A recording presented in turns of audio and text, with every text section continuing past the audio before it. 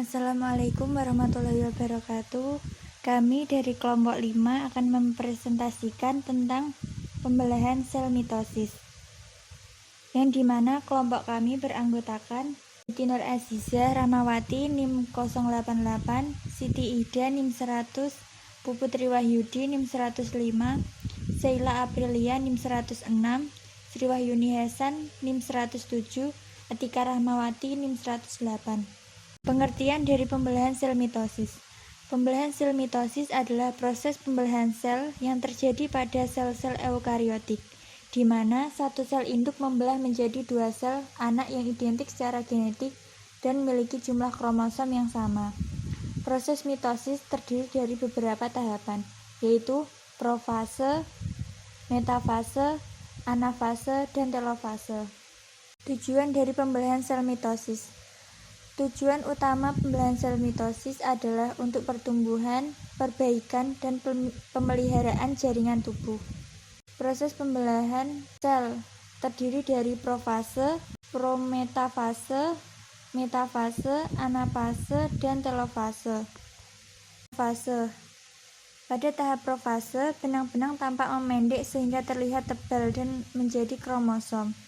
Fase profase, pada preparat akar P. edulis menunjukkan sel terlihat terpisah dengan sel lainnya, dan pada sel tersebut terlihat adanya kromatid yang menyebar dan tebal. Yang kedua, prometafase. Pada fase prometafase merupakan fase awal dari metafase. Waktu prometafase pada beberapa tanaman berbeda-beda setiap spesiesnya. Yang ketiga, metafase. Pada fase metafase, benang spindel telah terbentuk dan kromosom terlihat menebal dan berada pada bidang tengah sel atau bagian eukator. Pengamatan pada fase ini paling mudah dilakukan, karena pada tahap inilah kromosom paling jelas terlihat. Yang keempat, anafase. Selama anafase, kromatid memisah di bagian sentromer dan tertarik ke kutub-kutub yang berseberangan. Yang kelima, telofase. Pada fase telofase, masing-masing sel kromatid yang memisah berkumpul pada kedua kutub sel dan kromatid tersebut kini berubah menjadi kromosom. Contoh mitosis dalam organisme. Yang pertama, pada manusia.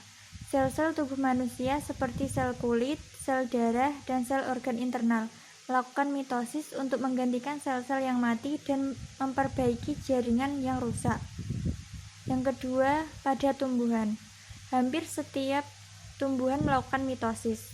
Mitosis terjadi dalam jaringan meristematik, yang merupakan jaringan yang terus-menerus menghasilkan sel-sel baru untuk pertumbuhan dan perbaikan tumbuhan. Misalnya, pada batang tumbuhan berkembang melalui mitosis untuk memperpanjang dan membentuk jaringan baru. Yang terakhir yaitu pada hewan. Banyak hewan melakukan mitosis dalam berbagai jaringan dan organ mereka. Contohnya, sel-sel kulit pada hewan melakukan mitosis untuk menggantikan sel-sel yang mati atau rusak. Sel-sel dalam organ-organ setiap seperti hati dan usus juga mengalami mitosis untuk memperbaiki kerusakan dan menjaga kesehatan organ tersebut. Hasil dari pembelahan sel mitosis. Hasil pembelahan pada mitosis dihasilkan dua sel anak yang bersifat diploid atau 2N dengan informasi genetik yang identik.